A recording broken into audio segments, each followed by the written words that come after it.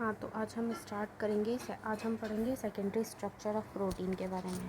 अभी तक आपने लास्ट क्लास में देख लिया होगा कि हमने प्राइमरी स्ट्रक्चर ऑफ प्रोटीन देखा था और रामचंद्रन प्लॉट के बारे में देखा था। आज हम बात करेंगे सेकेंडरी स्ट्रक्चर, प्रोटीन की सेकेंडरी स्ट्रक्चर के बारे में। अब जो सेकेंडरी स्ट्रक्चर होती है वो ऑर्डर्ड भी होती है और डिसऑर्डर्ड भी होती है या रैंडम होती है। ऑर्डर्ड ऐसे कि हाँ एक अच्छी तरह से उनकी जो फोल्डिंग हुई हुई होती है वो सही तरीके से हुई होती है। डिसऑर्डर में या रैंडम में कैसे भी फोल्डिंग हो सकती है, ठीक है, या वो कैसे भी अरेंज हो सकते हैं और कोई भी स्ट्रक्चर फॉर्म कर सकते हैं। तो ऑर्डर स्ट्रक्चर में हम पहले बात करेंगे अल्फ़ा हेलिक्स की। अब मैंने जो रामचंद्रन प्लॉट पढ़ाया था उसमें बताया था कि फाई और साई की वैल्यूज़ जो होती है, उनके एंगल जो होते हैं उस बेसिस पे डिसाइड होता है कि कौन सा स्ट्रक्चर बनेगा। तो फाई की वैल्यू यहाँ होती है -57 और साई की वैल्यू यहाँ होती है -47।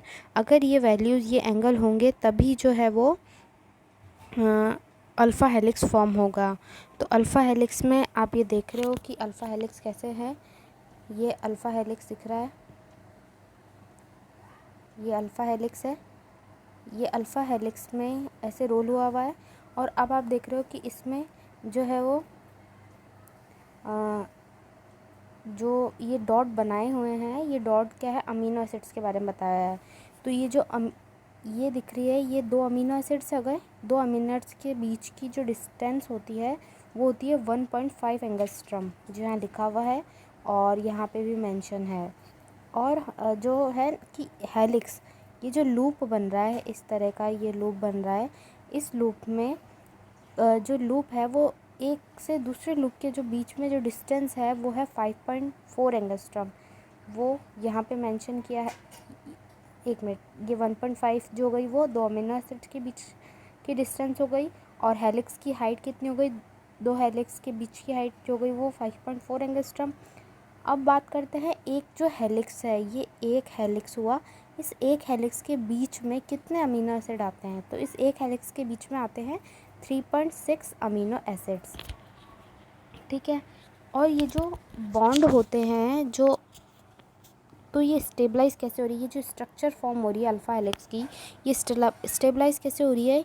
ये स्टेबलाइज हो रही है एच बॉन्डिंग के थ्रू, मतलब हाइड्रोजन बॉन्डिंग। इनके बीच क्या हो रहा है, हाइड्रोजन बॉन्ड फॉर्मेशन हो रहा है, जिसके थ्रू ये जो स्ट्रक्चर बनी है अल्फ़ा हेलिक्स, ये जो हो रही है वो स्टेबलाइज की जाती है, ठीक है। अब अल्फ़ा हेलिक्स के बारे में अगर हम थोड़ा सा डिटेल, अभी तो ये नॉर्मल हमने ये जो स्ट्रक्चर देखा ये एकदम नॉर्मल था। अब हम इसकी थोड़ी सी कॉम्प्लेक्स स्ट्रक्चर के बारे में बात करेंगे, मतलब कि इसके अंदर अमीनो एसिड कैसे अरेंज हो रहे हैं।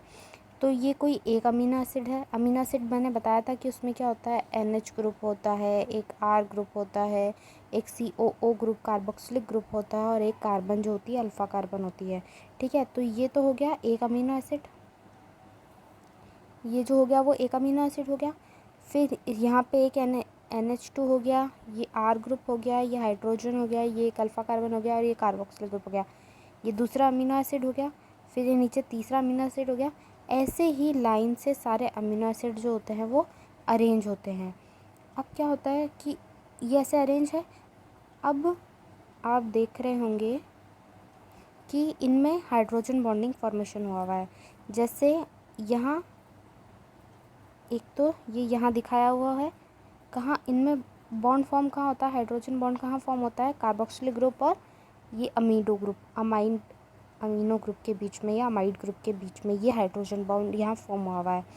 यहाँ पे एक जो ज़रूरी बात है ध्यान रखने की वो ये है कि right handed alpha helix is more stable then the left helix.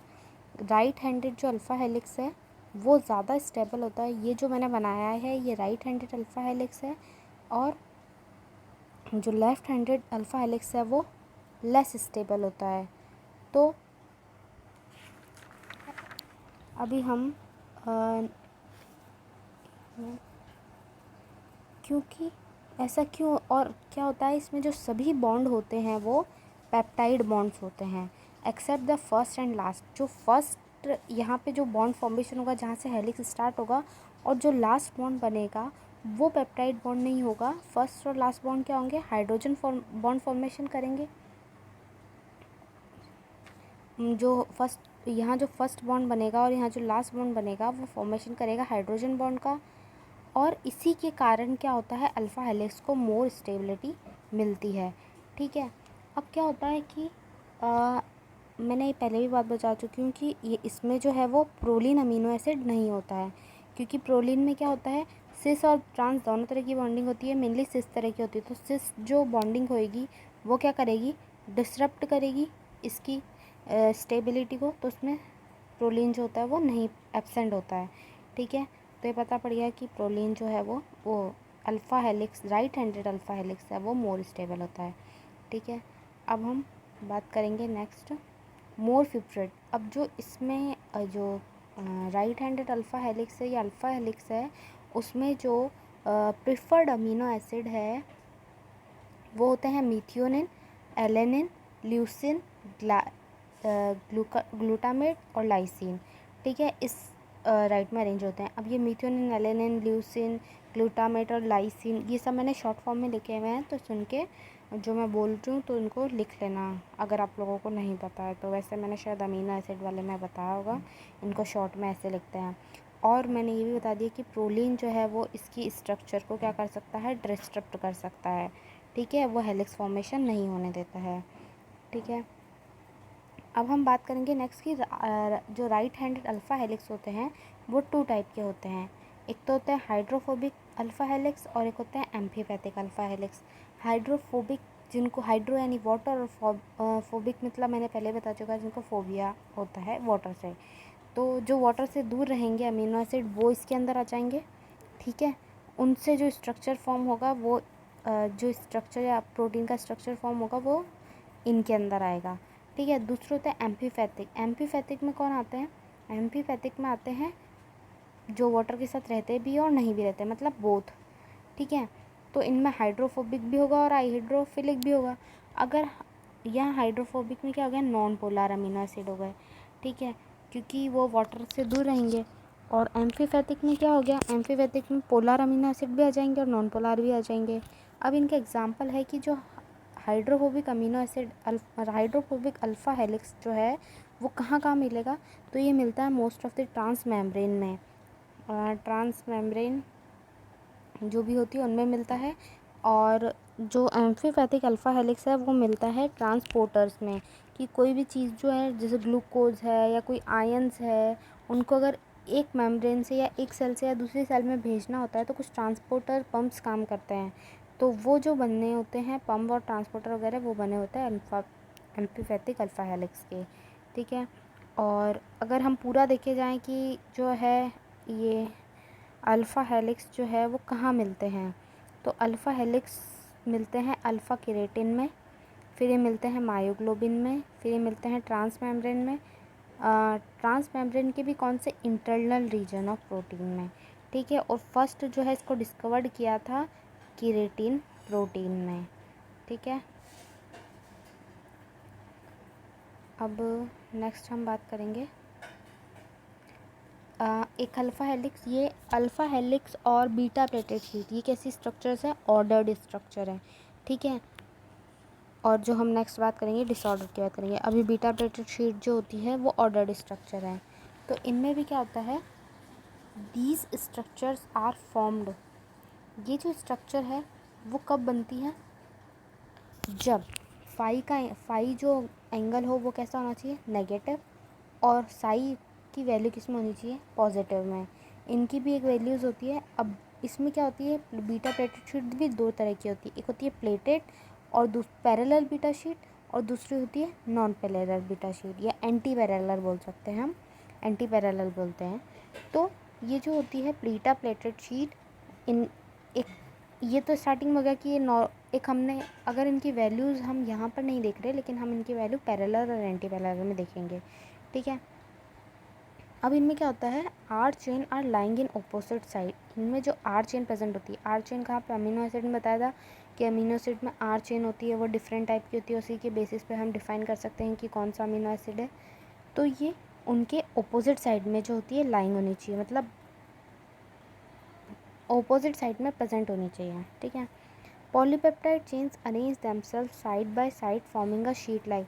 अब इसमें क्या होता है, जो पॉलीपेप्टाइड चेन जो होती है वो अरेंज रहती है ठीक है, साइड बाय साइड। और अगर एक के ऊपर एक शीट जुड़ती जाएगी, ये एक शीट, फिर दूसरी शीट, तीसरी शीट जुड़ती जाएगी, तो ये प्लेट्स बन जाएगी काफ़ी सारी इसकी, और एक स्ट्रक्चर फॉर्म कर देगी। अभी कैसे भी अपने आप को मॉड्यूलेट कर सकती है, ठीक है, या इनमें कई मॉडिफिकेशंस हो सकते हैं। नेक्स्ट हम बात करेंगे बीटा प्लेटेड शीट में फर्स्ट टाइप जो हो गया वो हो गया parallel beta sheet. Parallel beta sheet में एंगल कितना होना चाहिए, -125 का, और साई का होना चाहिए +115। तो एक तो हो गई वैल्यू दिख रहा है, फाई की वैल्यू नेगेटिव में हो गई और साई की वैल्यू किस में हो गई, पॉजिटिव में। Unstable because hydrogen bonding can not maintain. ये जो पैरेलल बीटा शीट होती है वो क्या होती है, अनस्टेबल होती है, और जो एंटी पैरेलल होती है वो क्या होती है, स्टेबल होती है। क्योंकि अगर एक शीट जो है, ये दूसरी शीट है, ये मैंने बोला तीसरी शीट है, तो ये अगर इनको अरेंज रहना है या इनको स्टेबल बन के रहना है, तो इनके बीच का ये जो एंगल है वो कैसा होना चाहिए, वो होना चाहिए 180 डिग्री का, ठीक है। लेकिन जो पैरेलल बीटा शीट है उनमें हाइड्रोजन बॉन्डिंग जो है वो 180 डिग्री का एंगल फॉर्म नहीं कर पाते, तो वो स्टेबल नहीं होते हैं, ठीक है। और अगर हम पैरेलल स्ट्रक्चर की बात करेंगे तो इसमें जैसे ये अमीनो एसिड है, ये अमीनो एसिड हो गया, फिर ये COO वाला ये दूसरा अमीनो एसिड हो गया, ऐसे करके कई अमीनो एसिड इसमें जुड़े हुए हैं। ऐसे यहाँ नीचे भी अमीनो एसिड जुड़े हुए हैं। तो अब ये एक चेन इस तरफ चल रही है और दूसरी चेन भी इस तरफ चल रही है, मतलब इनके टर्मिनल होते हैं, ये N terminal to C terminal, ये भी N terminal to C terminal. तो बोथ चेन आर पैरेलल, एक दूसरे के पैरेलल सेम डायरेक्शन में जा रही है। तो अब इनमें ये जो बॉन्ड फॉर्म हो रहा है, ये यहाँ आप देख रहे होंगे, और कार्बोक्सिलिक ग्रुप और अमीडो ग्रुप के बीच में, यहाँ पे ये फिर तिरछा बन रहा है, फिर ये तिरछा बन रहा है, फिर जो नेक्स्ट बन रहा है फिर वो तिरछा बन रहा है। तो ये बॉन्ड जो अगर ये ऐसी फॉर्मेटिंग में होगी तो आसानी से ये बॉन्ड ब्रेक हो सकते हैं। ये स्ट्रक्चर क्या मेंटेन रह पाएगी, क्या नहीं रह पाएगी। बोथ चेन जो किस में है, N terminus to C terminus direction में पैरेलल मूव कर रही है, तो ये ऐसे तो बॉन्ड ब्रेक हो सकता है। तो इसलिए ये बॉन्ड एंगल 180 नहीं है, ये बॉन्ड एंगल अलग है। तो इसलिए इनमें क्या होता है, ये जो पैरेलल बीटा शीट है ये क्या है, स्टेबल नहीं है। अब हम बात करेंगे एंटी पैरेलल की, कि स्टेबल होने के लिए हमें क्या करना होगा। स्टेबल होने के लिए हमें ये बॉन्ड एंगल, देखो ये हाइड्रोजन अमीडो ग्रुप और कार्बोक्सिलिक ग्रुप के बीच में एंगल बन रहा है 180, ठीक है। फिर ये एंगल बन रहा है, ये थोड़ा सा डायग्राम मुझसे तिरछा बन गया, बाकी ये लाइन सीधी जाएगी, और फिर जैसे ये जा रही है ये बन गया 180 का। अब इनमें ये एक चेन तो आप देख रहे होंगे वो जा रही है N terminus to C terminus, और दूसरी जा रही है C terminus to N terminus, ठीक है। जैसे ये यहाँ पे स्टार्ट हो रही है CR अमीडो ग्रुप अल्फ़ा कार्बन, ये R चेन और ये कार्बोक्सिलिक ग्रुप। अब इसमें देखो उल्टा है, इसमें पहले कार्बोक्सिलिक ग्रुप आया, फिर अमीडो ग्रुप आया, ये R चेन और इधर, और ये अपोजिट साइड में, ये नीचे की तरफ है और ये ऊपर की तरफ है, ये तो अपोजिट साइड में होना ही चाहिए, ठीक है। और ये बॉन्ड फॉर्मेशन हो गया। अब ये जो स्ट्रक्चर बनी वो कैसी होगी, स्टेबल, ठीक है, क्योंकि इनमें हाइड्रोजन बॉन्ड के बीच में बॉन्ड एंगल कितना है, 180 का, ठीक है। Both chain are in opposite direction, ये ध्यान रखने की बात है कि ये ऑपोजिट डायरेक्शन में होती है, इसलिए क्या होती है, ये स्टेबल होती है। अब इनमें जो जैसे हमने राइट हैंडेड अल्फ़ा हेलिक्स वगैरह की बात की थी, इनमें कितना डिस्टेंस वगैरह होता है, तो वैसे ही इसमें दो अमीनो एसिड्स के बीच का डिस्टेंस होता है 3.5 एंगस्ट्रम।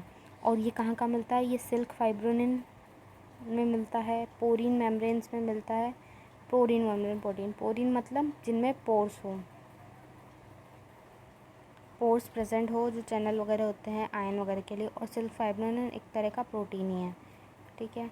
अब नेक्स्ट हम बात करेंगे, दो हमने बात कर ली अल्फ़ा हेलिक्स की और अल्फ़ा हेलिक्स और बीटा प्लेटेड शीट्स की, तो ये कैसी थी, ये ऑर्डर्ड स्ट्रक्चर थी। अब हम बात करेंगे रैंडम और डिसऑर्डर सेकेंडरी स्ट्रक्चर्स की, ये कैसे है, रैंडमली बन जाती है, फॉर्म हो जाती है, और डिसऑर्डर्ड होती है, ये ऑर्डर्ड नहीं होती है।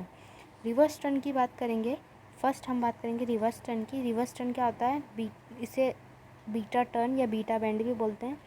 अब अगर हमने बोला था प्रोलीन जो होता है वो अल्फ़ा हेलिक्स और बीटा शीट्स को डिस्टर्ब कर देता है, तो यहाँ पे रिवर्स टर्न में यही क्या हो रहा है कि ये दो बीटा प्लेटेड शीट चल रही थी, ठीक है, आराम से, लेकिन यहाँ पे क्या आ गया, प्रोलीन अमीनो एसिड आ गया। और वो भी कैसे पोजीशन में आके जुड़ा, सिस में, जिसने क्या किया, इसको एक ये टर्न दे दिया। ये है दो बीटा प्लेटेड शीट अपने पैरेलल एंटी पैरेलल जैसे भी चल रही थी, और यहाँ प्रोलीन अमीनो एसिड आ गया, जिसके कारण इसमें ही क्या आ गया, यहाँ पे टर्न आ गया। अब टर्न आने के कारण क्या होता है यहाँ पे कि जब ये टर्न लेता है तो यहाँ पे भी कोई बॉन्ड फॉर्म होगा। तो इसमें क्या होता है, ये N1 N2 N+2 ये कुछ अलग है, लेकिन जैसे फर्स्ट जो बॉन्ड बनता है वो अमीनो एसिड है N, दूसरा N+1, फिर N+2 और फिर N+4 N+3 सॉरी 2 के बाद। तो अब ये फर्स्ट अमीनो एसिड, ये सेकेंड, ये N+3 वाला थर्ड, और ये वाला कैसा हो गया, fourth, first second third fourth. तो अब जो इनके बीच में हाइड्रोजन बॉन्डिंग होगी वो होगी ये फर्स्ट और फोर्थ के बीच में। ये हाइड्रोजन बॉन्डिंग दिख रही है, ये वाली, ये हो रही है फर्स्ट और फोर्थ के बीच में। सेकंड और थर्ड जो होते हैं वो फ्री रहते हैं, उनके बीच में बॉन्डिंग नहीं होती है। और ये जो रिवर्स टर्न आता है इस अमीनो एसिड, इस रिवर्स टर्न, ये जो रिवर्स टर्न है इसमें अमीनो एसिड कौन कौन से प्रेजेंट होंगे, glycine, serine, asparagine and proline. Proline के कारण ही ये जो टर्न आया, ये टर्न आया है, ठीक है। ये रिवर्स टर्न की बात हो गई। अब नेक्स्ट हम बात करेंगे सुपर सेकेंडरी स्ट्रक्चर्स।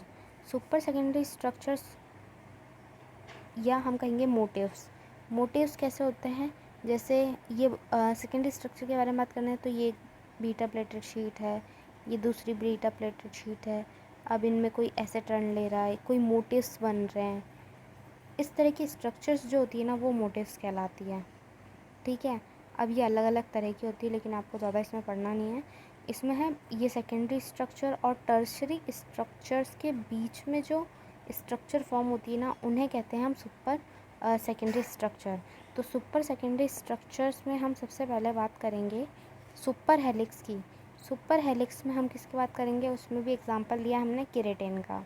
केराटिन क्या होता है, ये 3 राइट हैंडेड अल्फ़ा हेलिक्स से फॉर्म हुआ हुआ है। इसकी बेसिक यूनिट मतलब कि ये बनना किससे स्टार्ट हुआ, ये स्टार्ट हुआ राइट हैंडेड अल्फ़ा हेलिक्स से ये फॉर्म होता है, ठीक है।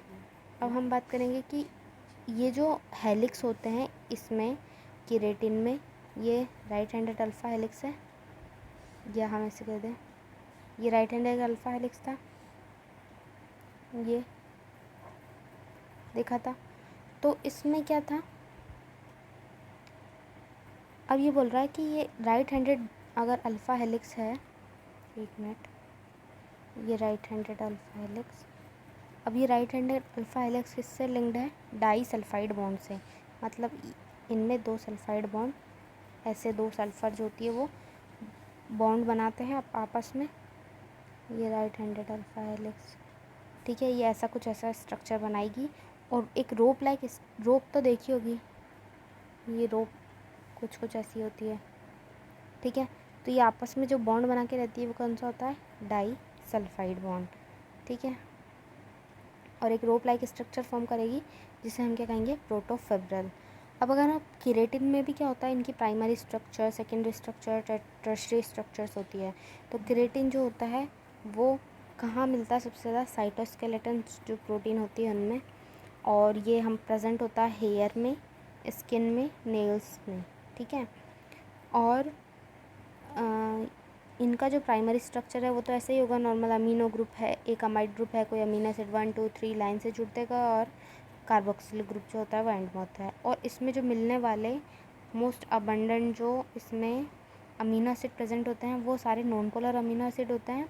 और सबसे ज़्यादा मिलता है वैलिन, ल्यूसिन, फिनाइलएलानाइन और मीथियोनिन, ये ज़्यादा अमाउंट में इसमें मिलते हैं, ठीक है। अब अगर हम, ये तो प्राइमरी स्ट्रक्चर हो गया, अब रोप लाइक स्ट्रक्चर बनाने के लिए सेकेंडरी टर्शरी स्ट्रक्चर्स की ज़रूरत होगी ना।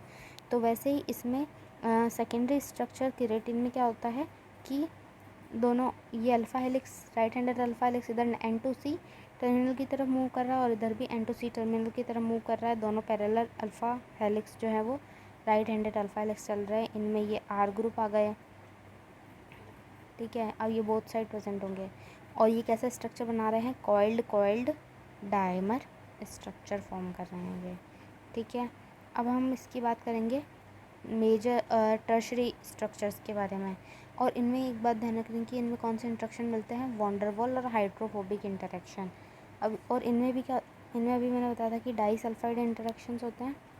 ये यहाँ पे हमने देखा था ये दोनों जो है आपस में जुड़ी हुई है, तो वॉन डेर वाल इंटरेक्शंस के थ्रू ही जुड़ी हुई है। और अगर हम इसकी टेट्रामर स्ट्रक्चर देखेंगे तो ये क्या होगा कि एक जैसा इस ब्लॉक में बनाया वैसा ही इस ब्लॉक में हेलिक्स है और वैसा ही इस ब्लॉक में हेलिक्स है, और अदर यहाँ पे और जुड़ते जाएंगे और इधर भी और जुड़ते जाएंगे और एक रोप लाइक स्ट्रक्चर फॉर्म होता जाएगा। टेट्रामर मतलब, टेट्रा मीन्स क्या होता है 4, तो यहाँ 2 हेलिक्स है, ये 2 अलग अलग हेलिक्स है और ये हेलिक्स मिलकर एक स्ट्रक्चर फॉर्म कर रहे हैं ये वाली, और ये दूसरे इन हेलिक्स से और इन हेलिक्स से किसके थ्रू जुड़ी है, ये जुड़ी है डाई सल्फाइड बॉन्ड के थ्रू। ये रे डाई सल्फाइड बॉन्ड, एक मिनट में क्लियर करके दिखाती हूँ। ये यहाँ डाई सल्फाइड बॉन्ड है, यहाँ डाई सल्फाइड बॉन्ड है। अब यहाँ पे अगर कोई हेलिक्स आके जुड़ेगा तो उसमें यहाँ डाई सल्फाइड बॉन्ड हो जाएगा, इधर कोई ऊपर जुड़ेगा उसमें डाई सल्फाइड बॉन्ड हो जाएगा। तो ये सब डाई सल्फाइड बॉन्ड के थ्रू क्या रहते हैं, स्टेबल रहते हैं, जुड़े रहते हैं, लिंक्ड रहते हैं, बॉन्ड बना के रहते हैं।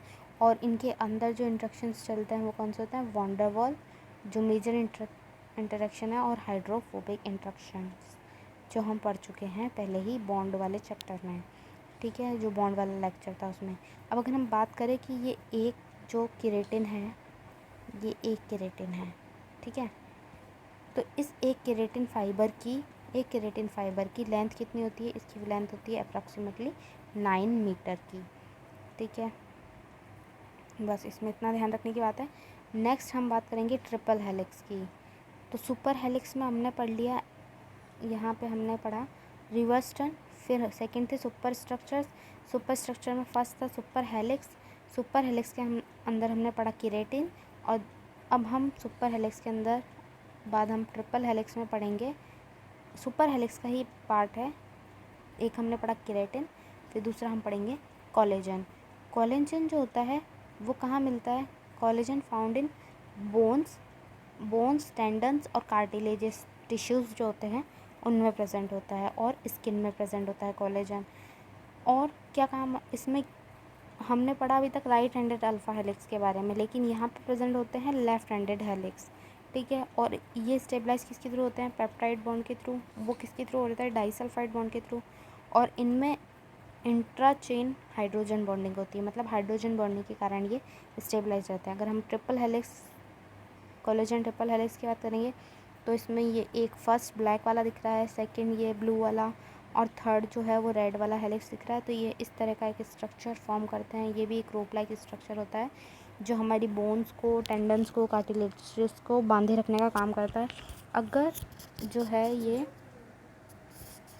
अगर हम कहें कि कोलेजन ना हो तो क्या होगा, कोलेजन अगर हमारी स्किन में या बॉडी में प्रेजेंट नहीं होगा तो हमारी जो मसल्स होगी वो कैसी हो जाएगी, वीक हो जाएगी, क्योंकि एक रस्सी की तरह या एक धागे की तरह बांधे रखने का काम करता है। और जो बोन्स होगी वो भी फ्रेजाइल हो जाएगी, स्टेबल नहीं रह पाएगी, ठीक है।